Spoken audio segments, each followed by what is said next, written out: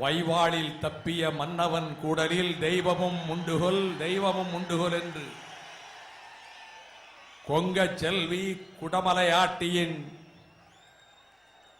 சொல்லிலே கனலும் கண்ணிலே புனலும் தெரித்த மோதூர் மதுரையில் கடல் அலைகளென தாவி வருகின்ற அரபு நாட்டு குதிரைகளின் குளம்படி சத்தத்தோடு இணைந்து ஒலித்த சங்கத்தமிழின் ஓசை பரவிய நான்மாடக் கூடலில் தூத்துக்குடியிலே இருந்து ஜான்சிபார் வரை, டாஸ்மேனியாவில் இருந்து டிம்பக்டு வரை எங்கெல்லாம் தமிழர்கள் வாழுகின்றார்களோ அவர்கள் இதய கோவிலில் நிரந்தரமாக கொலுவீற்றிருக்கின்ற தமிழ்த்தாயின் தலைமகன் பேரறிஞர் அண்ணா அவர்களின்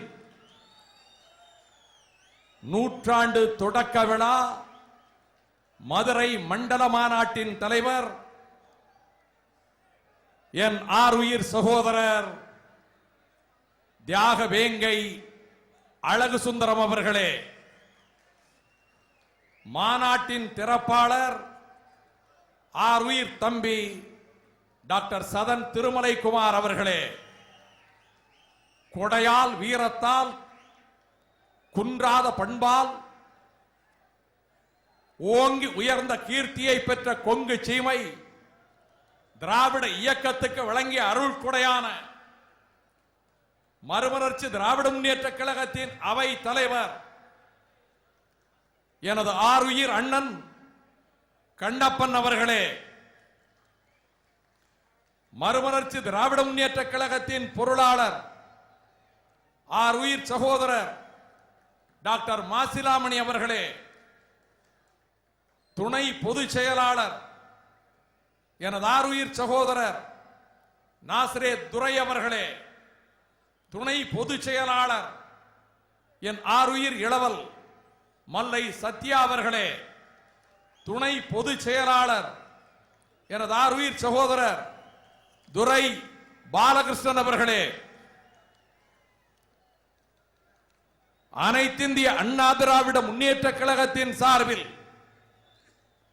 அதனுடைய பொதுச் செயலாளர் எனது அன்பு சகோதரி டாக்டர் புரட்சி தலைவி அவர்களின்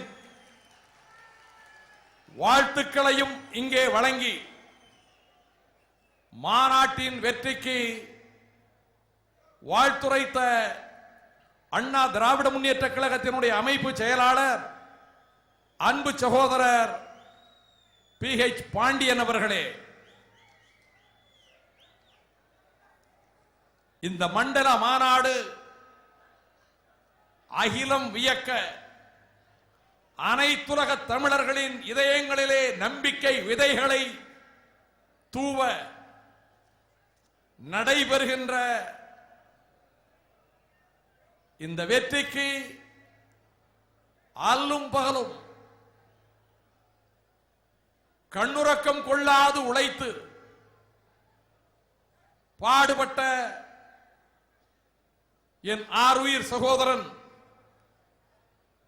மாநகர மாவட்ட செயலாளர் தியாக வேங்கை புதூர் பூமிநாதன் அவர்களே,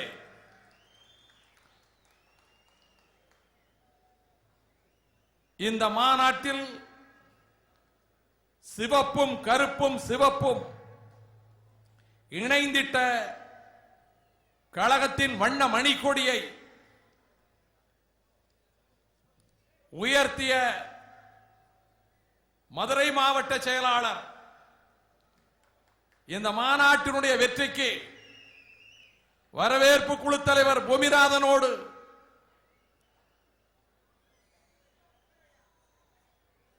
இரவு பகல் பாராது மிக கடுமையான உழைப்பை தந்திட்ட திருமங்கலம் சட்டமன்ற உறுப்பினர் ஆருயிர் சகோதரர் தியாக வேங்கை வீர இளவரசன் அவர்களே, பட்ட பகலில் உச்சி வெயிலில் பசி வாட்டுகின்ற எண்ணமே ஏற்படாத வண்ணம் இப்படி ஒரு பட்டிமன்றத்தை இனி எவராலும் நடத்த முடியாது என்ற வகையிலே நடத்தி காட்டிய கழகத்தின் மறுமலர்ச்சி ஏவுகணை எனது ஆருயிர் தம்பி நாஞ்சில் சம்பத் அவர்கள் தலைமையிலே அற்புதமாக உரை முழக்கம் செய்த கழகத்தின் வீறு கொண்ட சொற்பொழிவாளர்களே, கூற்று உடன்று மேல்வரினும் கூடி எதிர்க்கும் ஆற்றல் அதுவே படை என்ற வள்ளுவன் வாய்மொழிக்கு இலக்கணமாக ஈட்டி வாய்ந்தாலும் இமை கொட்டாது மார்பு காட்டும் வீரதம் கூட்டம் எங்கே, அது மறுமலர்ச்சி திராவிட முன்னேற்ற கழகத்தின் சிங்க கூட்டம் என்று நான் மேடை தோறும் முழங்குகின்ற தகுதியை தந்திருக்கின்ற வாலிப பட்டாளமே வணக்கம். கல்வியில் கரையில்லாத காஞ்சி மாநகரில் இன்றைக்கு சரியாக 99 ஆண்டுகளுக்கு முன்னால் இதே நாளில் செப்டம்பர் 15ஆம் நாளில் கண்மலர்ந்த பேரறிஞர் அண்ணா அவர்கள் தனது 60வது அகவை தொடங்கி 5 திங்கள் முடியும் முன்பே இந்த மண்ணை விட்டு மறைந்து விட்டார். அவர் மறைந்து 476 பிறைகள் கடந்து விட்டன. அண்ணா மறைந்து 14,770 பகல்கள் ஓடி மறைந்து விட்டன. காஞ்சி தலைவன் நம்மை விட்டு பிரிந்து 14,770 இரவுகள் கரைந்து விட்டன. அண்ணாவுக்கு மரணமில்லை, அண்ணாவின் எண்ணத்துக்கு மரணமில்லை. அவர் எங்கள் இதயங்களில் வாழ்கிறார். எதிர்கால தலைமுறையில் அவரையே பின்பற்றி வாருங்கள் தமிழர்களே என்று முன்னெடுத்து செல்லுகின்ற பணியினை செய்வதற்காக அண்ணன் பிறந்த நாளில் நூற்றாண்டின் தொடக்க விழாவை மறுமலர்ச்சி திராவிட முன்னேற்ற கழகம் இந்த மதுரை மாநகரிலே நடத்தி கொண்டிருக்கின்றது. நடைபெறுகிற இடம் மாட்டுத்தாவணி திடல். அலங்காநல்லூர் ஜல்லிக்கட்டில் சீறி வருகிற காளைகளின் திமில் மீது பாய்ந்து தோளால் அணைக்க துடிக்கின்ற காளையர் கூட்டத்தை போல அடக்குமுறைக்கும் ஆபத்துக்களுக்கும் அஞ்சாது எந்த எதிர்ப்பையும் தகர்க்கின்ற ஆற்றலாளர்களின் பட்டாளமான மறுமலர்ச்சி திராவிட முன்னேற்ற கழகத்தின் வீரர் கூட்டத்தின் அணிவகுப்பை இந்த மைதானத்திலே தமிழகம் இன்றைக்கு பார்க்கிறது. மாநாட்டை இம்மதுரை மாநகரிலே நடத்துகின்ற போது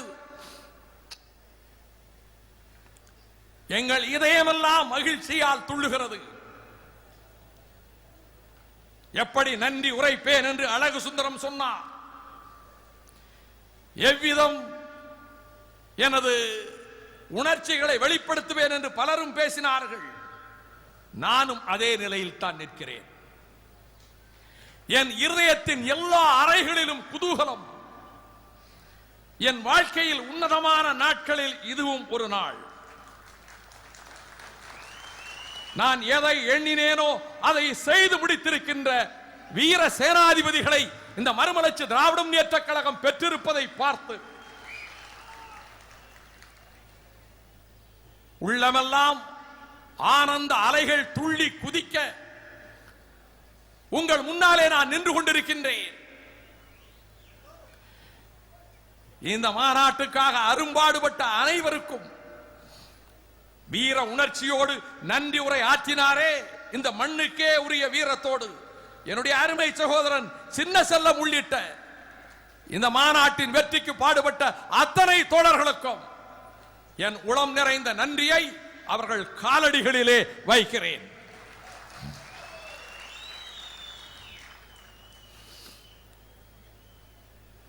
இரண்டாயிரம் ஆண்டுகளுக்கு முன்னாலே ஏன் ஏன் எதனால் எப்படி என்று கேளுங்கள் என்று சாக்ரட்டிஸ் பேசுவதற்கு முன்னாலே எப்பொருள் யார் யார் வாய் கேட்பினும் அப்பொருள் மெய்ப்பொருள் காண்பது அறிவு என்று வள்ளுவ பெருந்தகை வகுத்த வரிகளுக்கு இலக்கணமாக கூறுகிறவன் எவனாக இருந்தால் என்ன, சொல்பவன் வேந்தனாக இருந்தால் என்ன, திரிபுரம் எரித்த விரிசடை கடவுளாக இருந்தால் என்ன, அண்ட சராசரங்களை ஆட்டுவிக்கின்றவனாக இருந்தால் என்ன, குற்றம் என்றால் குற்றம்தான். இவன் சொன்னான் அவன் சொன்னான் என்று ஏற்றுக்கொள்ள மாட்டேன் என்ற பகுத்தறிவு சுடரை ஏந்தி வந்த புலவன் நக்கீரன் உலவிய இந்த மதுரையில் நாங்கள் மாநாடு நடத்துகிறோம்.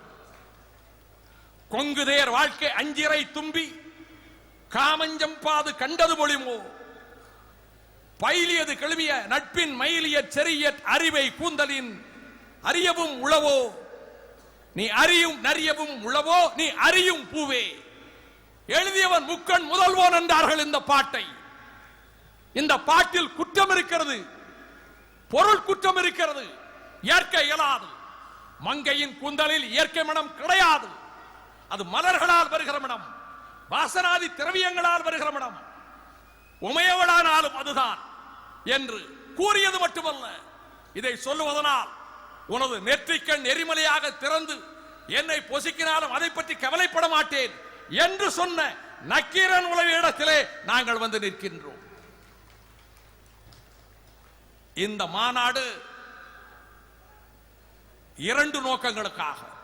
ஒன்று, அடுத்த 5-6 திங்களுக்குள் தமிழகத்தை நாம் வாக்காளர் பெருமக்கள் சந்திக்க இருக்கின்ற நாடாளுமன்ற தேர்தல் ஒருவேளை தடுமாறிக் கொண்டிருக்கக்கூடிய கலைஞர் கருணாநிதி சர்க்கார் கவிழ்ந்து சட்டமன்ற தேர்தலும் உடனே வருமானால், எப்பொழுது தேர்தல் வந்தாலும் சரி, வேரடி மண்ணோடும் அந்த கூட்டத்தை வீழ்த்துவதற்கு, தமிழகத்தின் 39 தொகுதிகளிலும் வாகை சூடுவதற்கு, புதுவையிலும் வெற்றி கொடி நாட்டுவதற்கு அனைத்து இந்திய அண்ணா திராவிட முன்னேற்ற கழகத்தோடு தோள் சேர்ந்திருக்கக்கூடிய மறுமலர்ச்சி திராவிட முன்னேற்ற கழகம் அந்த களத்துக்கு ஆயத்தப்படுத்துகின்ற கடமையை செய்ய, மக்கள் சக்தியை திரட்ட இந்த மாநாடு. அது மட்டுமல்ல எங்கள் நோக்கம், அது ஒரு இடைக்கால பணி, அவ்வளவுதான். எங்கள் நோக்கம் நீண்ட தொலை தூரத்தை கடந்தது. 1949 தொடங்கப்பட்ட இயக்கத்தின் அடுத்த கட்டம் நாங்கள். எங்கள் இயக்கம் புறப்படுத்தது 93 அல்ல, சென்னையிலும் சொன்னேன். எங்கள் இயக்கம் 49 தொடங்கிய இயக்கத்தினுடைய அடுத்த பரிமாணம், that another dimension. இன்னும் 50 ஆண்டுகளுக்கு திராவிட முன்னேற்ற கழகத்துக்கு பணி இருக்கிறது என்றாரே விருகம்பாக்கத்தில் அண்ணா. இங்கே உரையாற்றிய டாக்டர் மாசிலாமணியும் சம்பத்தும் சுட்டிக்காட்டியதை போல தாழ்ந்த தமிழ்நாடே என்று முழங்கினாரே, அண்ணாமலை பல்கலைக்கழகத்தில் முழங்கினாரே, அதைவிட கேடுகட்ட நிலைமை வந்திருக்கிற காரணத்தால் அண்ணா அன்று சொன்ன கடமையை நிறைவேற்ற எங்களை அர்ப்பணித்துக் கொள்வதற்கு சூளுரைக்க இந்த மாநாட்டை கூட்டி இருக்கிறோம். அண்ணாவினுடைய புகழ் வரப்பும் இந்த மாநாட்டில் தன்மான உணர்வுடன் இந்த இயக்கத்தை நடத்துகின்ற நேரத்தில் ஒரு பெரும் யுத்தத்துக்கு நாங்கள் தயாராகி கொண்டிருக்கிறோம். அது ஆயுதம் ஏந்துகின்ற யுத்தம் அல்ல, ஆயுதத்துக்கு நாங்கள் அஞ்சுகின்றவர்கள் அல்ல. ஆனால் அண்ணா தந்த அந்த அறிவாயுதத்தை தான் ஏங்க போகிறோம். தாய்மார்களே, வீரமிக்க மரக்குலத்து மாதரசிகளே, இந்த தமிழ் பண்பாட்டை காத்து வந்த என் அன்னையரே, எங்களுக்கு ஆசி வழங்குங்கள். நாங்கள் ஒரு பெரிய யுத்தத்துக்கு போக போகிறோம். அண்ணாவை நிலைநாட்டுவதற்கு அந்த போரிலே நாங்கள் வெல்ல வேண்டும் என்று நீங்கள் ஆசி வழங்குங்கள். சூளுரைப்பதற்குத்தான் நாங்கள் வந்திருக்கிறோம். சூளுரைப்பதென்றால் உதட்டளவிலே அல்ல, எங்கள் நெஞ்சின் ஆழத்தில் இருக்கின்ற உணர்வுகளின் அடிப்படையில். இந்த மாபெரும் கூட்டத்தில் லட்சக்கணக்கானவர்கள் திரண்டிருக்கிறார்கள். சமீப காலத்தில் மதுரை இப்படி சந்தித்திருக்க முடியாது, இப்படி உணர்ச்சி மிக்க கூட்டத்தை. லட்சம் பேர் திடல் நிறைந்து, மைதானம் நிறைந்து, சாலைகள் நிறைந்து, நெடுந்தூரத்துக்கு நெடுந்தூரம் லட்சக்கணக்கான தமிழர்கள் திரண்டிருக்கக்கூடிய இந்த நேரத்தில் சூளுரைப்பதற்குத்தான் நான் வந்திருக்கின்றேன். எந்த இடம்? வீர போர்க்களங்களை சந்தித்த இடம். நான் சின்னஞ்சிறு வயதிலிருந்து என் இயல்பு மயிர் கூச்சரிகின்ற போர்க்கள காட்சிகள் நிறைந்த காவியங்களை படிக்கிற பொழுது அதிலே நான் லயித்து போய் விடுவேன். அந்த உணர்வுகளால் தான் அண்ணாவினுடைய எண்ணத்தில், அண்ணாவினுடைய கொள்கையில் ஈர்க்கப்பட்டு அந்த பாசறையிலே ஒரு மாணவனாக போய் சேர்ந்தேன். அப்படிப்பட்ட வீரம் நிறைந்த காட்சியை நினைக்கிற போது இந்த தமிழகத்தில், இந்த பாண்டிய மண்டலத்தில், இந்த மதுரை மூதூரினுடைய மண்ணை விட இன்னொரு வீரம் சிறந்த மண் இருப்பதாக நான் சொல்லவில்லை, புலவர்கள் எவனும் சொல்லவில்லை. இது புலவர்களின் கருத்து. சிப்பிப்பாறை ரவிச்சந்திரன் சொன்னாரே, தனக்கென்று எதையும் நாடாமல் அண்ணன் சென்ற வழியிலே தன் மனைவியை அரண்மனையிலே விட்டுவிட்டு அண்ணன் பக்கத்திலே அண்ணனும் அண்ணன் மனைவியும் தூங்குகிற போது கண்ணிமைக்கும் நேரத்தில் பகைவர் வந்து விடுவான் என்று கண்ணிமைக்காமல் வில் தூக்கி நின்ற இளையவனை பற்றி சொன்னாரே, அந்த இளையவன் வீரம் நிறைந்த லக்குமணன். அவனே சொன்னான், என்னை எதிர்த்து நின்று களத்தில் இருக்கின்ற இவனை போன்ற ஒரு வீரனை நான் இதுவரை பார்த்ததில்லை. அவன் மேனியெங்கும் நான் தொடுத்த அம்புகள், அவன் உடம்பெங்கும் நான் தொடுத்த அம்புகள், ரத்தம் கொட்டிக் கொண்டிருக்கிறது. அந்த அம்புகளை பிடுங்கி சரம் சரமாக என் மீது தொடுக்கிறான். இவனை போல ஒரு வீரன் இந்த உலகில் இதுவரை பிறந்ததில்லை என்று அந்த இலக்குமணன் வர்ணித்ததாக கம்பன் சொன்ன இந்திரசித்தன், அவனைத்தான் சின்னஞ்சிறு பிராயத்து வீரத்தை மண்டோதரி கண்ணீர் விட்டு கதறிக்கொண்டு சொன்னாள், மகனே மகனே, நீ சின்னஞ்சிறு பிள்ளையாக இருந்த போது அந்த நிலாமுற்றத்தில் நீ விளையாடுவதற்காக 2 சிங்கங்களை பிடித்துக் கொண்டு வந்து அந்த 2 சிங்கங்களுக்கு கோபத்தை மூட்டி அந்த சிங்கங்களை மோதவிட்டு விளையாட்டு காட்டினாயே என் வீர மகனே என்று மண்டோதரி சொல்வாள். அது காவியம், கம்பனின் காவியம். அது ஒரு இதிகாசம். இதிகாசம் என்றாலும் அந்த வரிகளை படிக்கிற பொழுது ஒரு நெகிழ்ச்சி. நான் சொல்ல போவது காவியம் என்றால் இதிகாசம் அல்ல, இங்கே நடந்த நிகழ்ச்சி. சேர மன்னனும் சோழ மன்னனும் 5 குறுநில மன்னர்களும் படையெடுத்து வருகிற போது அப்பொழுது அரசு பொறுப்புக்கு வந்திருக்கக்கூடியவன் சிறுவன், பாலகன், சின்னஞ்சிறுவன்.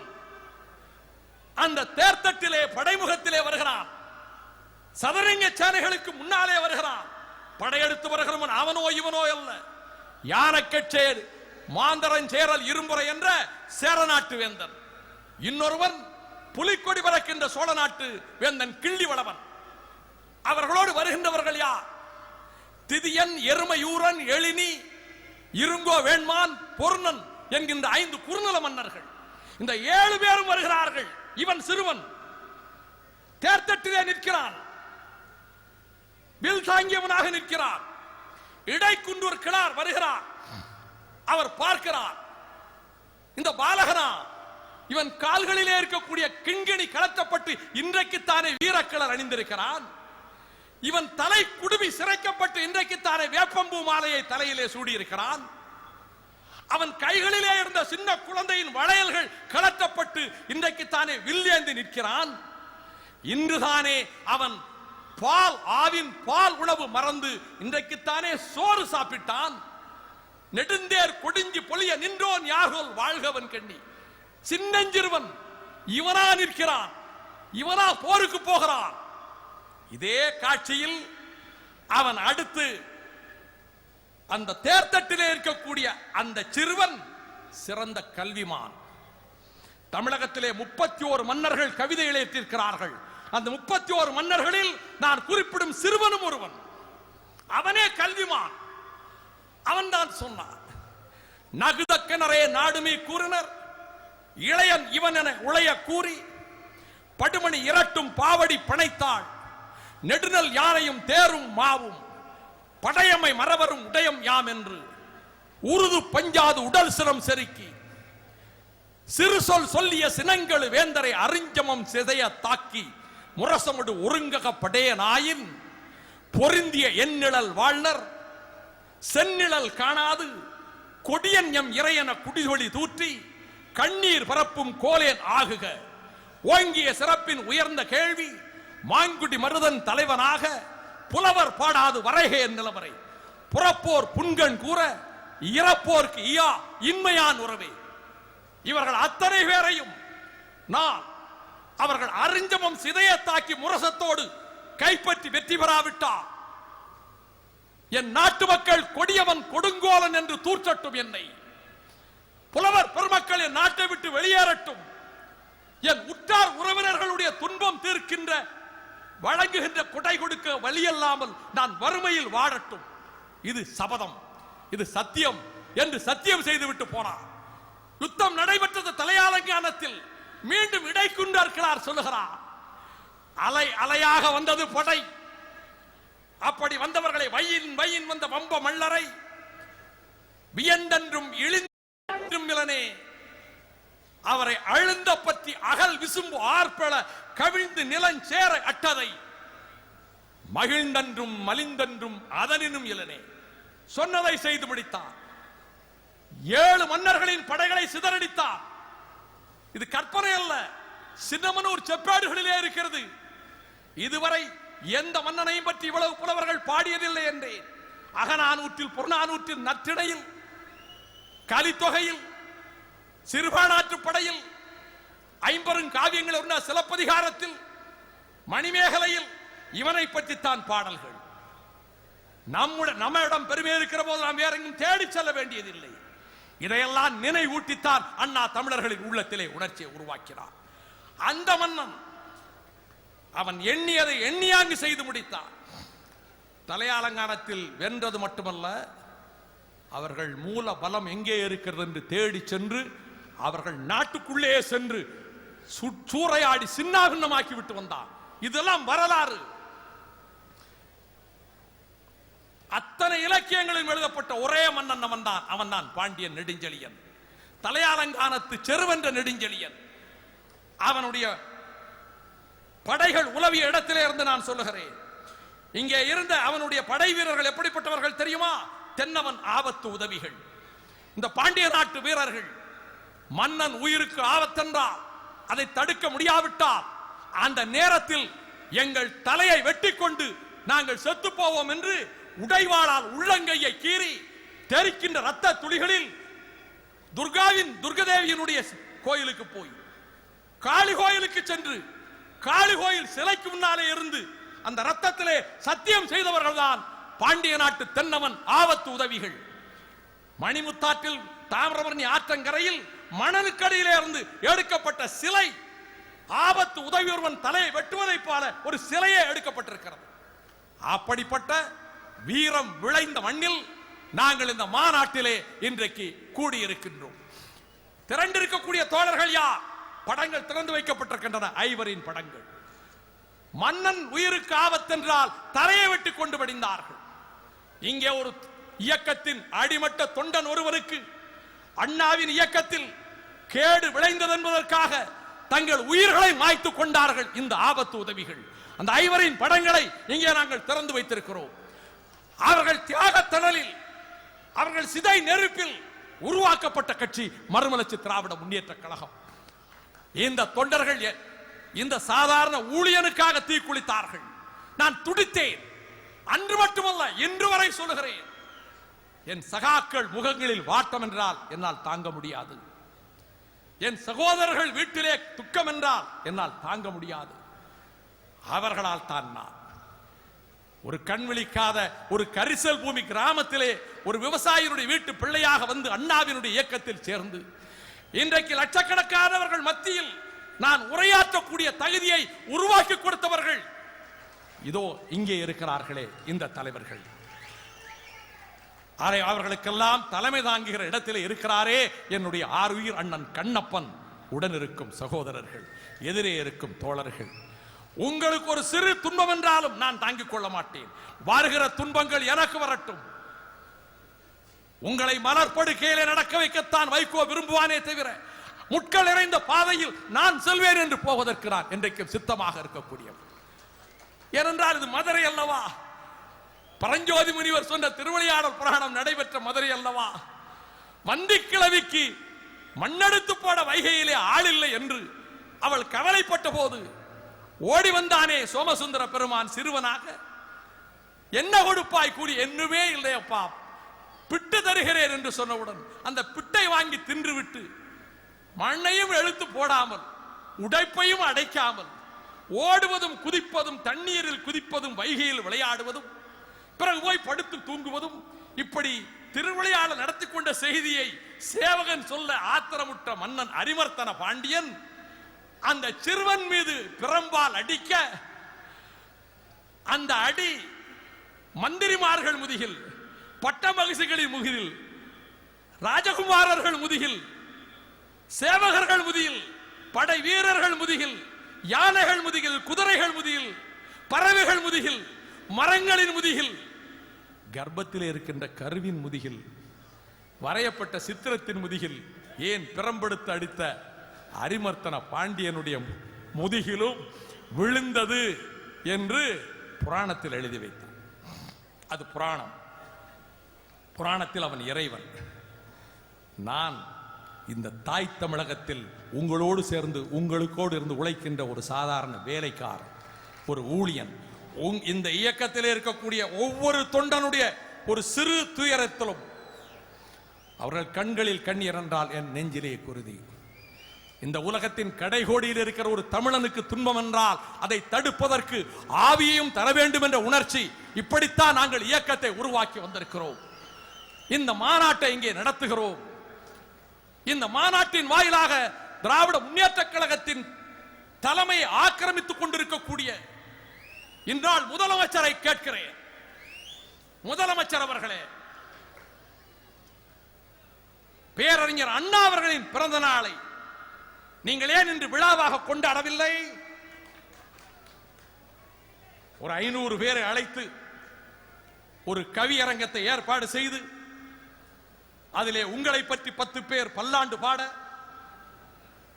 போனால் போகிறது என்று அண்ணாவை இதிலே சேர்த்துக் கொள்ள, அதுவும் கூட மண்டல மாநாடே நடத்துகிறானே பாவி பயல், சகாக்களின் துணையோடு அண்ணா நூற்றாண்டு விழா என்றவா சொல்லுகிறான் என்று ஒரு 500 பேரை அரங்கத்துக்குள்ளே வைத்து கவியரங்க நடத்துகின்ற கலைஞர் கருணாநிதி அவர்களை கேட்கிறேன். அண்ணாவின் நூற்றாண்டு விழாவை ஒப்புக்கு முப்பெரு விழாவாக இந்த மாதம் 21ஆம் தேதி திருச்சியில் நடத்துவதாக அறிவித்திருக்கிறீர்கள் அல்லவா? நான் கேட்கிறேன், அண்ணாவின் பிறந்த நாள் செப்டம்பர் 15, 21 அல்ல, பிறந்த நாள் அன்றுதான் விழா நடத்த வேண்டும். எந்த கிறிஸ்தவன் ஏற்றுக்கொள்வான்? ஜீசஸ் கிரைஸ்ட் பிறந்த நாளை வேறு தேதியில் நடத்துகிறோம் என்றால் இந்த உலகத்தில் எந்த கிறிஸ்தவ சகோதரன் ஏற்றுக்கொள்வார்? பிறை தெரிந்தால் ரமலான், மீண்டும் பிறை தெரிந்தால் நோன்பு முடிவு. எந்த இஸ்லாமியர் இதை மாற்ற ஒப்புக்கொள்வார்? லெனின் நூற்றாண்டு விழா தேதியை மாற்றுவானா கம்யூனிஸ்ட் தோழன்? மார்க்சின் பிறந்த நாளை வேறு தேதியில் கொண்டாடுவானா ஒரு புதுவுடைமைவாதி?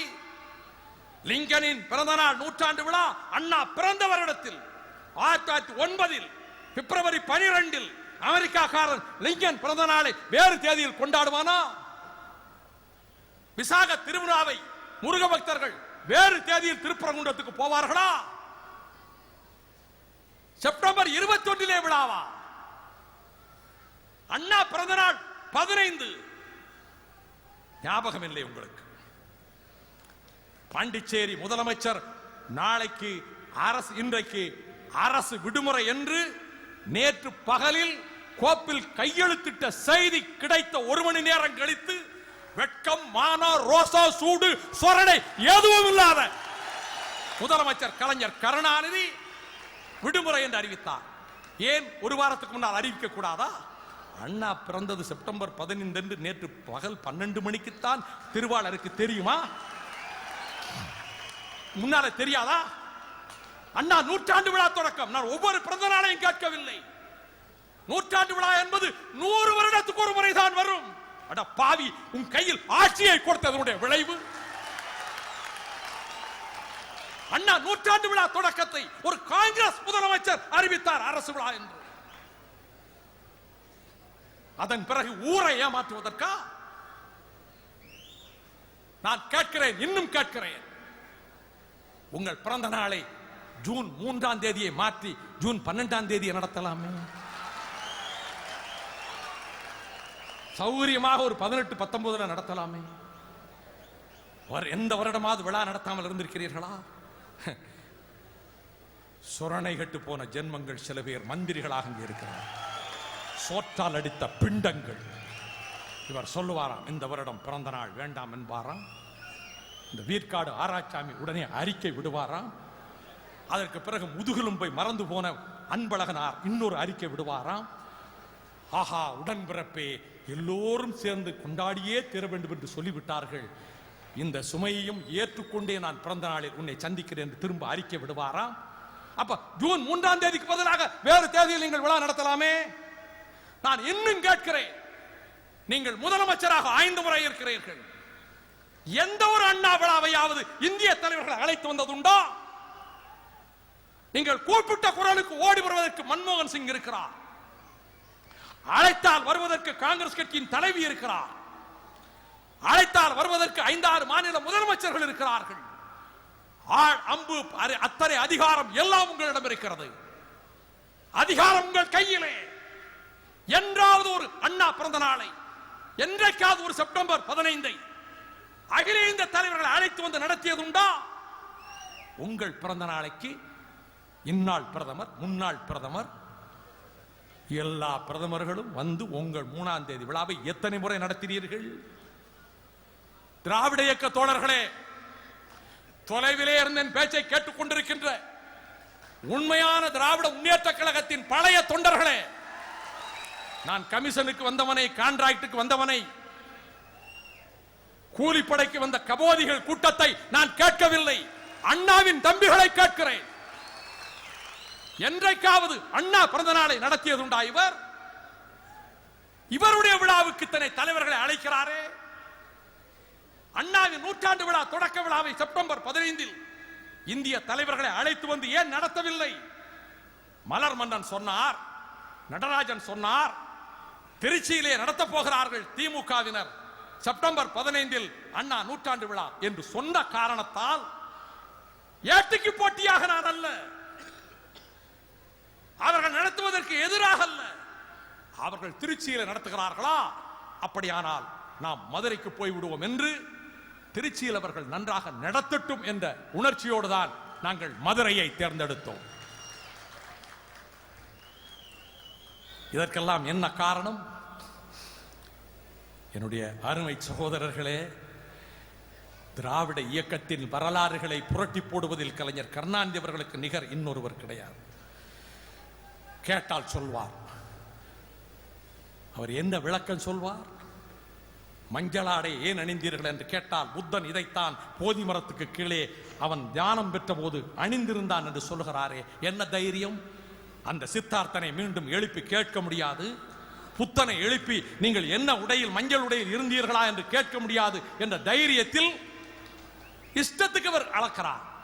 அந்த உணர்வுதான் சில நாட்களுக்கு முன்னால் மதுரையில் வந்து சொல்கிறார். ஒரு அணுகுண்டு பொய்யை தூக்கி போட்டார். பெரியார் இவர் வீட்டுக்கு வந்தாராம், தந்தை பெரியார் வீட்டுக்கு வந்தாராம்.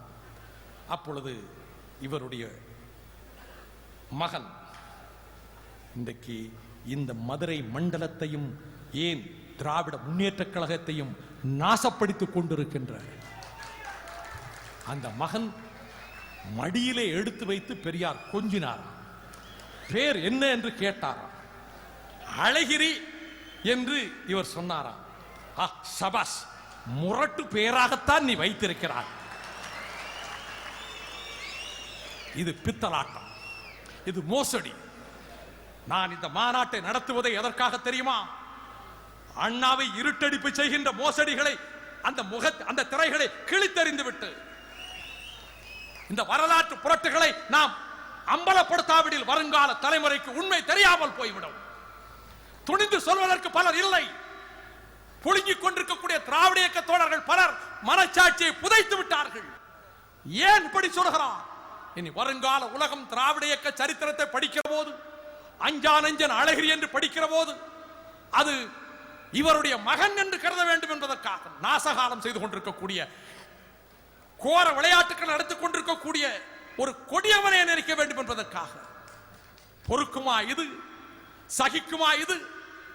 இதோ பக்கத்திலே கூப்பிடு தொலைவில் காத தூரத்தில் இருக்கிற வாவிடை மருதூரில் தாய் கண்ணம்மாவின் அரவணைப்பிலே வளர்ந்தவர் அழகிரிசாமி.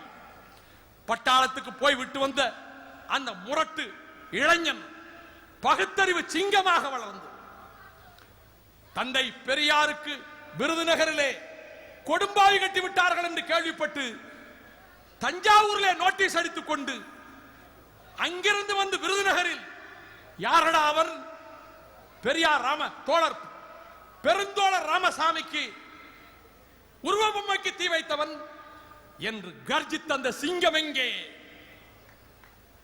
பேசினாரே கணேசமூர்த்தி. 1948 மாநாடு. அந்த மாநாட்டுக்கு பழையகோட்டு காளைகள் பூட்டப்பட்ட வண்டியில் அண்ணா சொல்கிறார், என் மேனி சிலிர்த்தது ஒரு வசந்த காலம். அந்த பழையகோட்டை காளைகள் பூட்டப்பட்ட வண்டியிலே நான் அமர்ந்திருக்க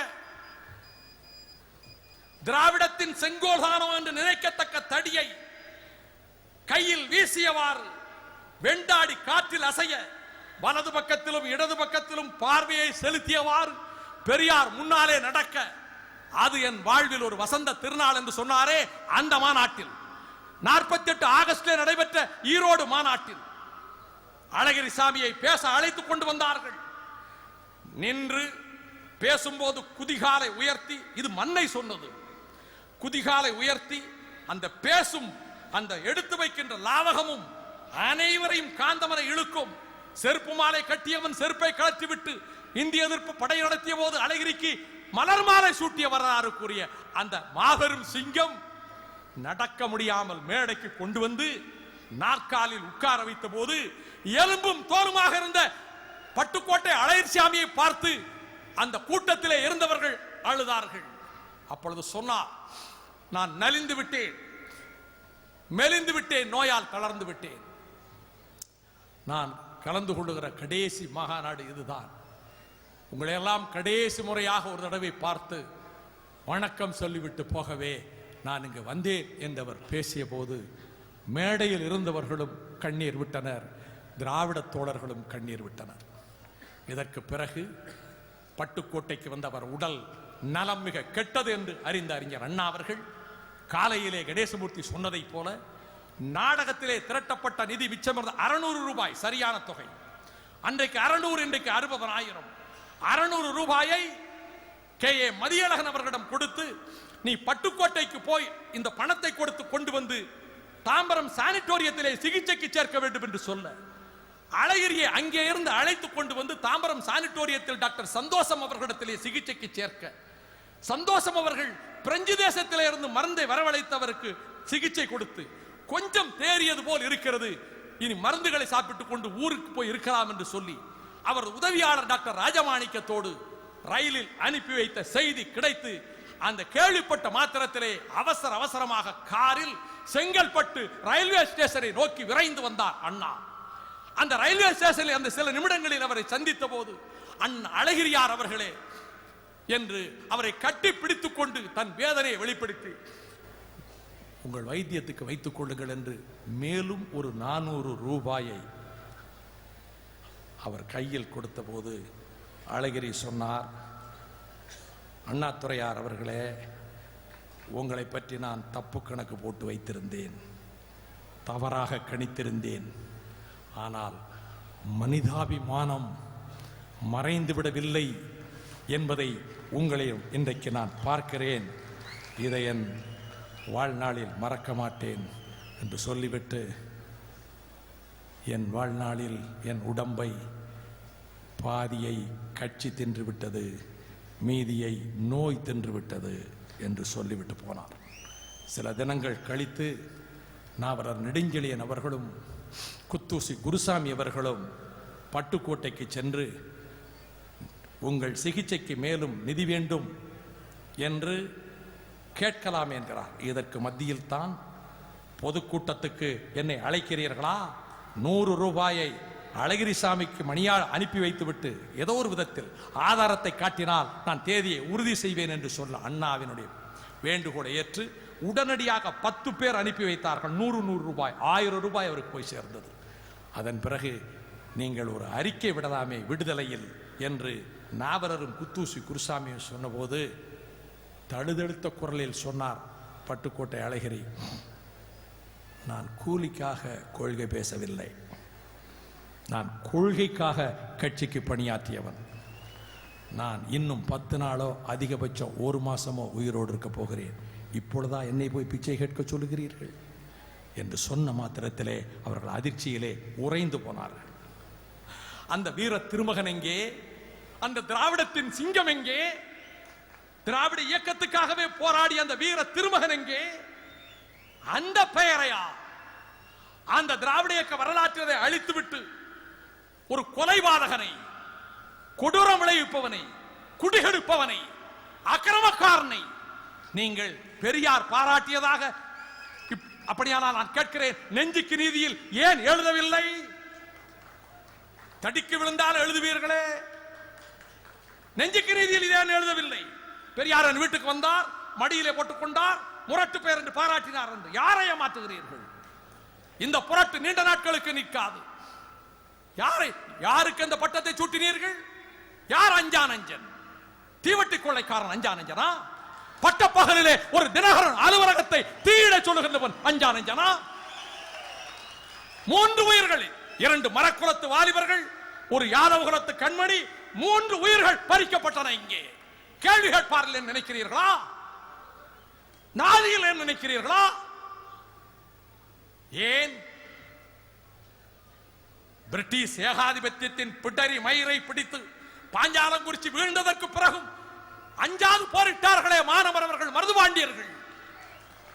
பாஞ்சாலங்குறிச்சி வீழ்ந்தது, கயத்தாற்றில் கட்டாய் புளிய மரத்திலே கட்டபொம்மன் தொங்கவிடப்பட்டார். இனி நமக்கும் அதுதான் என்று அஞ்சாது தேடி வந்த ஊமத்துறையை அரவணைத்துக் கொண்டு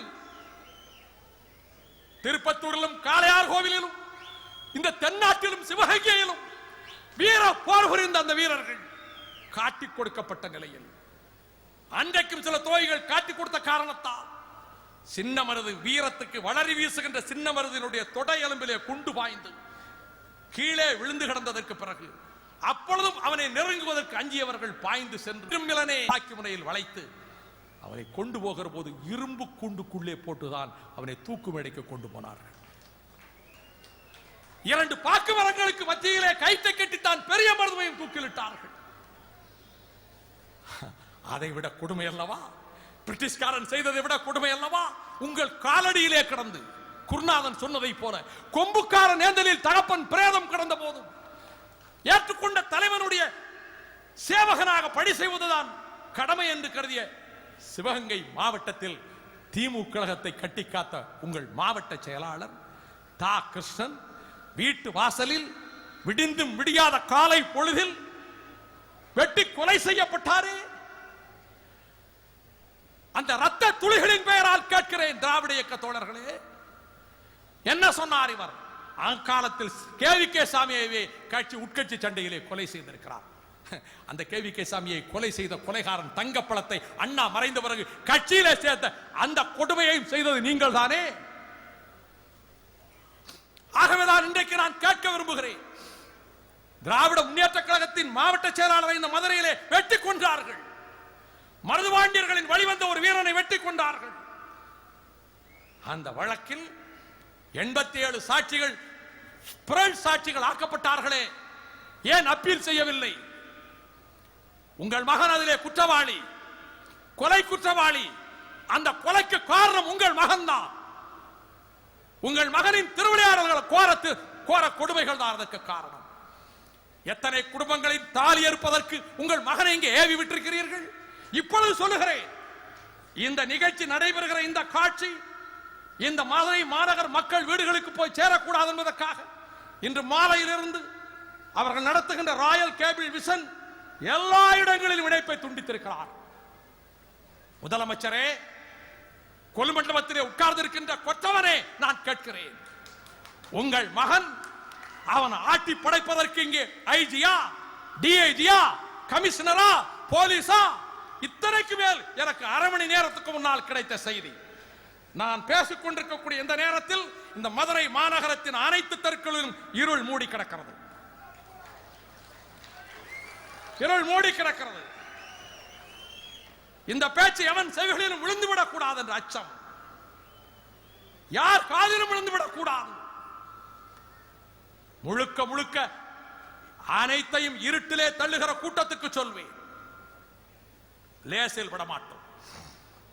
இது லேசிலே விடமாட்டோம். நாங்கள் அஞ்சுகிற கூட்டம் அல்ல. மற்றவர்களைப் போல வாய்க்கரிசி போட்டு விட்டு என்று வசனம் பேசுகிறவன் அல்ல வைகோ. துப்பாக்கி முனைகளின் துந்துபி முழக்கத்துக்கு அஞ்சாத கூட்டம் இந்த கூட்டம்.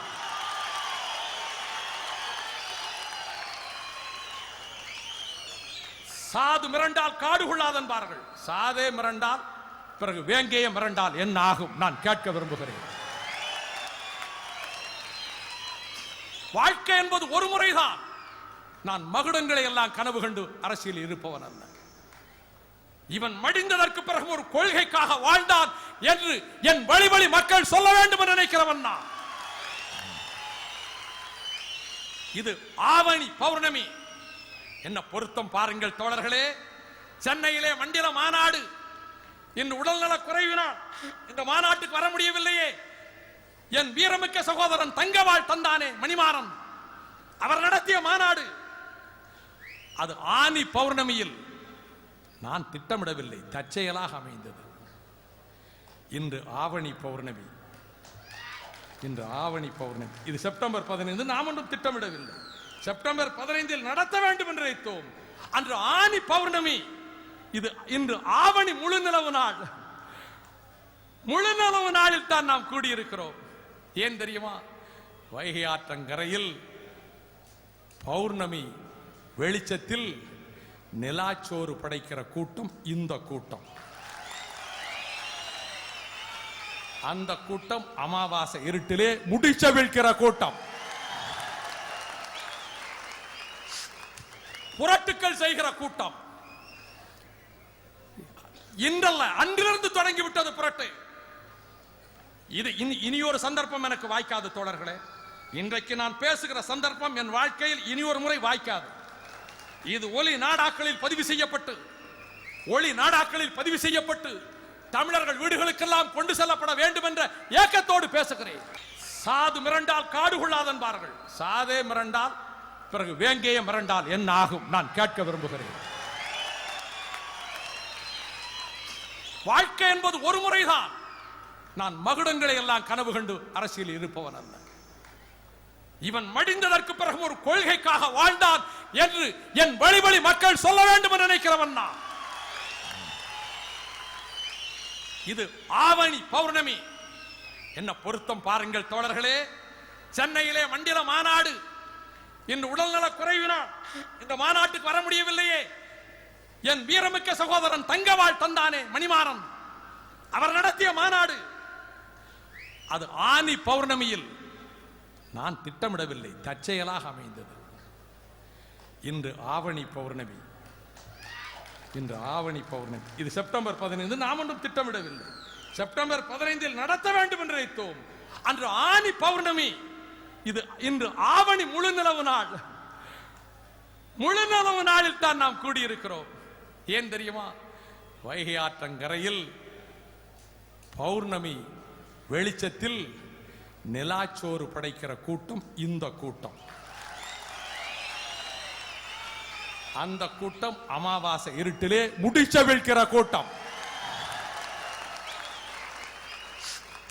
புரட்டுக்கள் செய்கிற கூட்டம். இன்றல்ல, அன்றிலிருந்து தொடங்கிவிட்டது புரட்டு. இது இனி ஒரு சந்தர்ப்பம் எனக்கு வாய்க்காது தோழர்களே. இன்றைக்கு நான் பேசுகிற சந்தர்ப்பம் என் வாழ்க்கையில் இனி ஒரு முறை வாய்க்காது. இது ஒலி நாடாக்களில் பதிவு செய்யப்பட்டு தமிழர்கள் வீடுகளுக்கெல்லாம் கொண்டு செல்லப்பட வேண்டும் என்ற ஏக்கத்தோடு பேசுகிறேன்.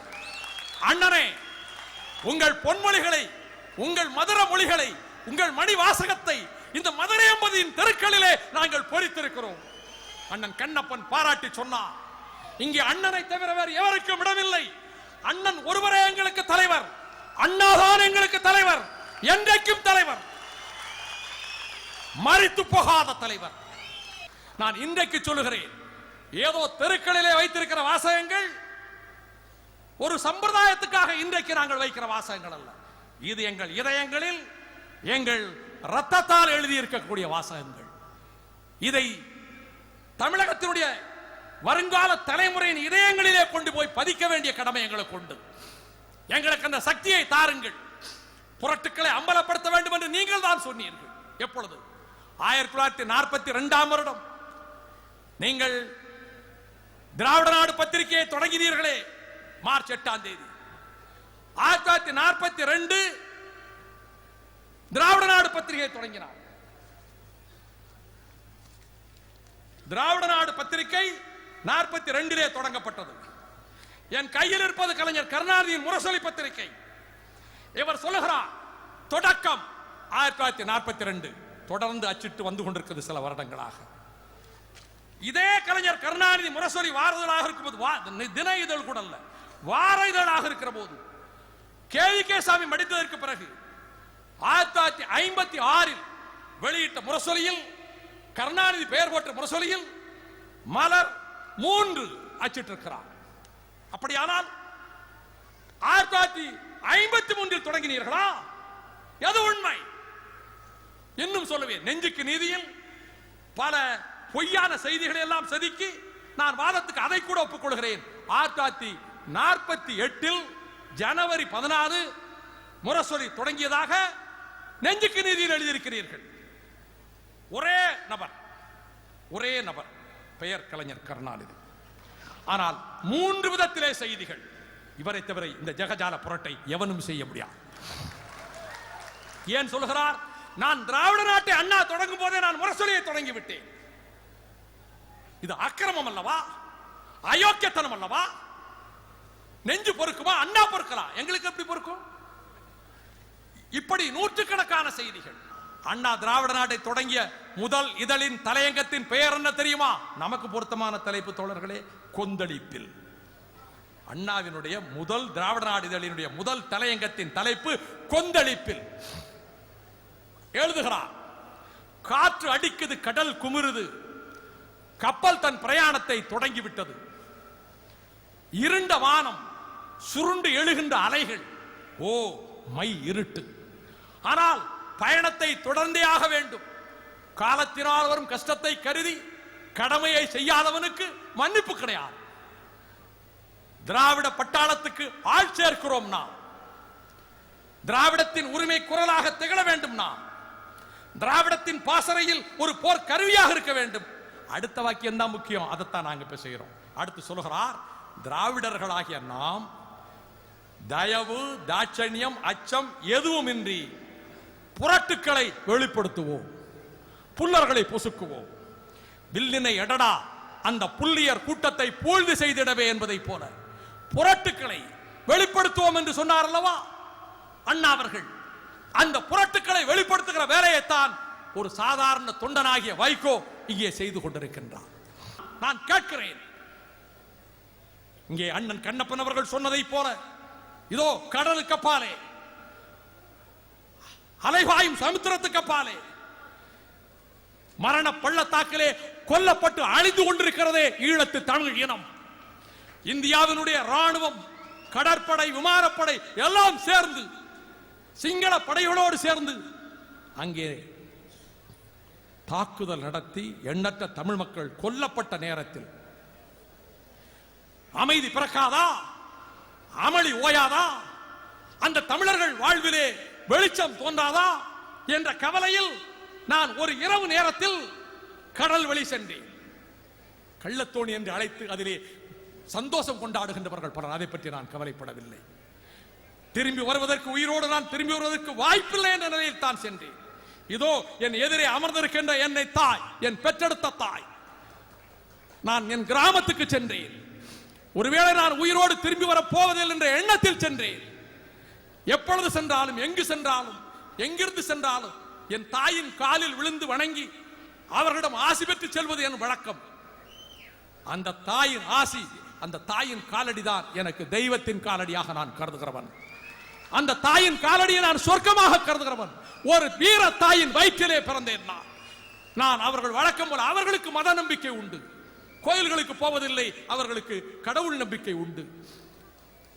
ஆகவே அவர்கள் கற்பூரத்தை ஏற்றி, அவர்கள் வழக்கம் எனக்கு ஆசி வழங்குவது என்று இன்றும் சரி. அவர்கள் காலில் விழுந்து வணங்கித்தான் நான் வீட்டை விட்டு வெளியே வருவேன். அன்றைக்கு அவர்கள் கற்பூரத்தை ஏற்றுகிற போது தற்செயலாக அது அணைந்து விட்டது. அவர்கள் கவலையோடு கேட்டார்கள், வெளிநாட்டுக்கு போகிறேன் என்கிறாயே, கற்பூரம் அணைஞ்சிருச்சேன்னாங்க. இல்லம்மா, நான் லண்டன் போறேம்மா ஒரு மாநாட்டுக்கு, அதனால நம்ம காத்தடிச்சு அணைஞ்சிருக்கோம், அதை பத்தி என்ன நினைக்கிறீங்க?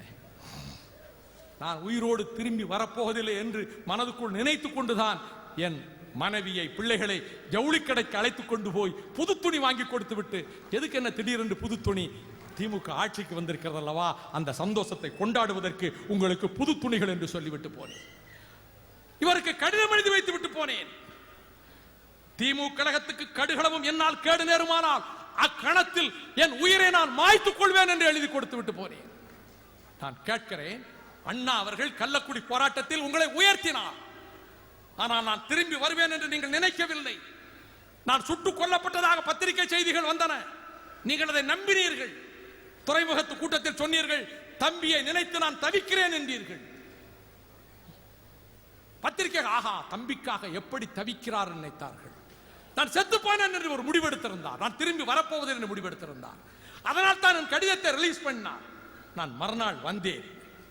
நான் சொல்லுகிறேன், 1000 இருக்கட்டும், பைந்தமிழ் தேர்ப்பாகன் என்று அண்ணாவால் பாராட்டப்பட்ட அண்ணன் பேராசிரியர் வீட்டுக்கன்று சாயங்காலம் சென்றபோது, இவரை சந்தித்த காலையில் அன்று சாயங்காலம் சென்றபோது என்னை பார்த்த மாத்திரத்தில் வேஷ்டி கட்டி கொண்டு அண்ணா போடுகிற பாணியிலேயே பனியன் போடுவாரே, அந்த பனியனிலே உட்கார்ந்திருந்த பேராசிரியர், அவர் உணர்ச்சி வசப்பட மாட்டார், நெகிழ்ந்து போக மாட்டார், எதற்கும் அவர் இயல்பான சுபாவம் கொண்டவர். நான் எதிர்பார்க்கவே இல்லை.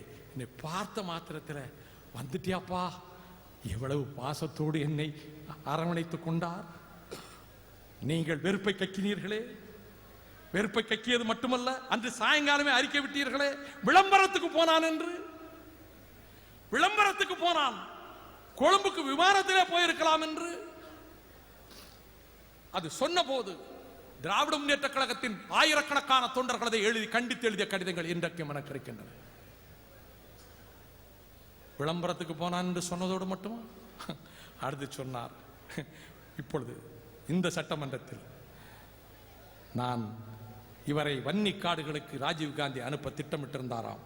இவரை வவுனியாவுக்கு இவரை அனுப்ப திட்டமிட்டிருந்தாராம் ராஜீவ்காந்தி. அந்த திட்டத்தோடு இவர் வந்தாராம். இதை தெரிந்து கொண்டு நான் முந்திரி கொட்டையை போல நான் இலங்கைக்கு போய் எல்லாவற்றையும் கெடுத்து விட்டேனாம். சட்டமன்றத்தில் சொன்னார். நான் 6ஆம் தேதி இரவு நான் தமிழ்நாட்டின் எல்லையிலே இருந்து கடலிலே சென்றேன். 6ஆம் தேதி இரவு இந்த வங்கத்து கடலிலே சென்றேன். இவர் 9ஆம் தேதி ராஜீவ்காந்தியை சந்தித்தார். இவர் சொல்லுகிறார், நான் ராஜீவ்காந்தியை சந்தித்துட்டு வந்தேன், என்னை வவுனியாவுக்கு போக சொன்னார், இதை தெரிந்து கொண்டு இவன் போய் எல்லாம் கெடுத்து விட்டான் என்று. கோயபல்ஸ் எல்லாம் உங்ககிட்ட பிச்சை வாங்கணுமே, உங்களை மாதிரி ஒரு பொய் சொல்றவன் உலகத்தில் இதுவரைக்கும் பிறந்ததே கிடையாது. அதற்கு பிறகு என்ன செய்தார்? இப்பொழுது இதான் உச்சகட்டம். போன மாசம் நெஞ்சுக்கு நீதி, நெஞ்சே கிடையாது, நீதி எங்க இருக்கும்? இது போன மாசம் நெஞ்சுக்கு நீதி. இதில் எழுதுகிறார், என்ன எழுதுகிறார்? சரித்திரத்தில் இவ்வளவுதான் பெரிய புரட்டு. 1993ஆம் வருடம் செப்டம்பர் 29ஆம் தேதி மத்திய சர்க்காரிலே இருந்து ஊர்ஜிதமாகாத தகவல் உள்துறையிலே இருந்து வந்ததை வைத்து தமிழ்நாடு முதலமைச்சர், அப்பொழுது அதிமுக ஆட்சி, அவர்கள் அறிவுறுத்தலின் பேரில் தலைமைச் செயலாளர் வெங்கட்ராமன் இவருக்கு ஒரு கடிதம் எழுதினாராம். இதை சொல்லுகிறார். அந்த கடிதத்தில் ஒரு ஊர்ஜிதமாகாத தகவலின் அடிப்படையில் உங்களை ஆயுளை முடிக்க தீர்த்து கட்ட விடுதலை புலிகள் திட்டமிட்டிருக்கிறார்கள் என்ற செய்தி வந்திருக்கிறது. எனவே உங்களுக்கு உரிய பாதுகாப்பு கொடுக்க வேண்டும் என்று முதலமைச்சர் விரும்புகிறார். இந்த கடிதத்தை எழுதுமாறு என்னை அறிவுறுத்தி இருக்கிறார்.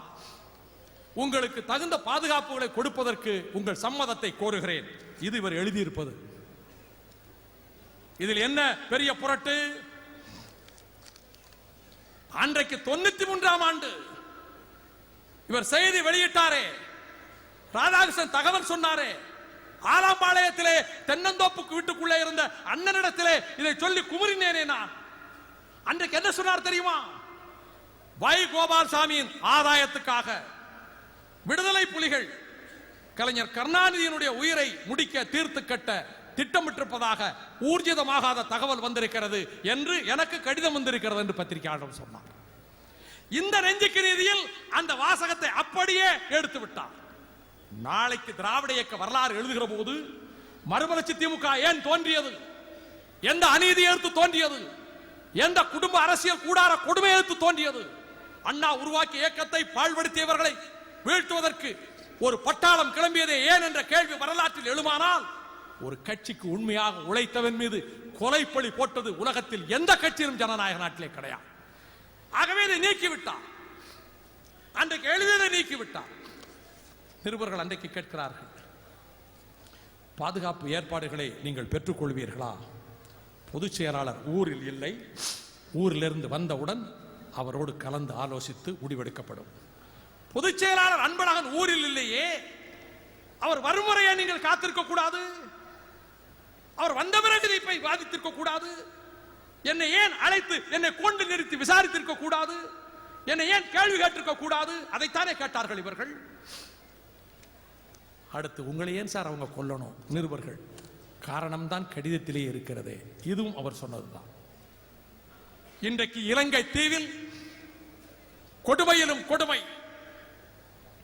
நேற்றைக்கு வந்த செய்திப்படி தொண்டு நிறுவனங்கள் அனைத்தும் தமிழர்கள் வாழுகிற பகுதியிலே இருந்து ஐரோப்பிய தொண்டு நிறுவனங்கள், அமெரிக்க தொண்டு நிறுவனம், ஆஸ்திரேலிய தொண்டு நிறுவனம் எல்லாம் வெளியேற வேண்டும் என்று ரத்த வெறி பிடித்த ராஜபக்சே உத்தரவு போட்டிருக்கிறார். யாரை வெளியேற சொல்கிறான்? பத்திரிகையாளர்களே, உங்களுக்காகத்தான் சொல்லுகிறேன், உங்களுக்கு மூலமாக இந்த நாட்டு மக்களுக்காக சொல்லுகிறேன். நான் கேட்கிறேன், தொண்டு நிறுவனங்களை வெளியேற சொல்லுகிறவன் யார்? விடுதலை புலிகளை வெளியேற சொல்கிறானா? அது போர் முனையிலே போரிடுகிறான். அவன் வெளியேற சொல்லுவது மனித உரிமை கமிஷனை, அவன் வெளியேற சொல்லுவது சர்வதேச செஞ்சிலுவை சங்கத்தை, அவன் வெளியேற சொல்லுவது சர்வதேச பத்திரிகையாளர்களை.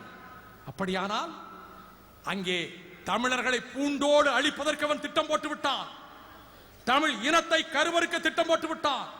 நம் கண் முன்னாலேயே நம் இனம் அழிக்கப்பட இருக்கிறது. Before our own eyes, this Tamil, ancient Tamil race is going to be liquidated. என்ற உரையிலே அவன் இந்த கொலைகளை செய்வதை நான் சொல்லவில்லை. அவன் அழிக்க முடியாது. இப்ப சொன்ன வார்த்தை நான் அல்ல. அவன் ஒரு காலம் அழிக்க முடியாது. வேங்கைகளை போரில் வெல்லவும் முடியாது, புலிகளை போரில் வெல்லவும் முடியாது. வென்றதாக அவன் கோயபல்ஸ் கதைகளை சொல்வான்.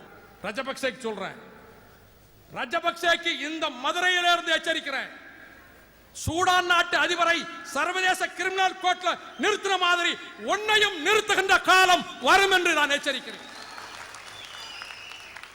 நாதியற்று போய்விடவில்லை தமிழன். நீ அவ்வளவு வரையும் கொண்டு நான் நினைக்கிறியா? அவ்வளவு வரையும் கொண்டுட்டு சமுத்திரத்தில் வந்து இங்குள்ள மீனவரையும் கொள்வையா? நாங்க சோறு போட்டு சாப்பிடுற தமிழன், மானத்தோடு இருக்கிற தமிழன், நாங்களும் தமிழ்நாட்டில் இருக்கிறோம், மறந்துடாது. நான் கேட்கிறேன், சர்வதேச தொண்டு நிறுவனங்களை உள்ளே வெளியே போக சொல்லிட்டு, மனித உரிமை கமிஷனை வெளியே போக சொல்லிட்டு, இவ்வளவும் செய்துவிட்டு நான் கேட்கிறேன், செஞ்சிலுவை சங்கத்திலே எங்களுடைய உணவு, நாங்கள் திரட்டிய உணவையும் மருந்தையும் கொடு, நெடுமாறன் தலைமையை திரட்டியது நான் வந்து மன்றாடினேனே. செஞ்சிலுவை சங்கத்துக்கு உணவையும் மருந்தையும் அனுப்ப மறுத்த இந்திய அரசே, பண்டித ஜவஹர்லால் நேரு ஆட்சி நடத்திய இந்தியாவா? ஆட்சி முறையில் இந்திரா காந்தி அம்மையார் ஆட்சி நடத்திய இந்தியாவா?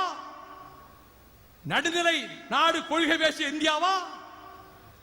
கூலிப்படைக்கு அனுப்பி இருக்கிறார். இங்கே இருந்து சர்வதேச செஞ்சிலுவை சங்கத்துக்கு உணவு மருந்தை அனுப்ப மாட்டியா? ராஜபக்சேக்கு உனக்கு என்ன வித்தியாசம்? அவன் மனித உரிமை கமிஷனை வெளியே போக சொல்றான்.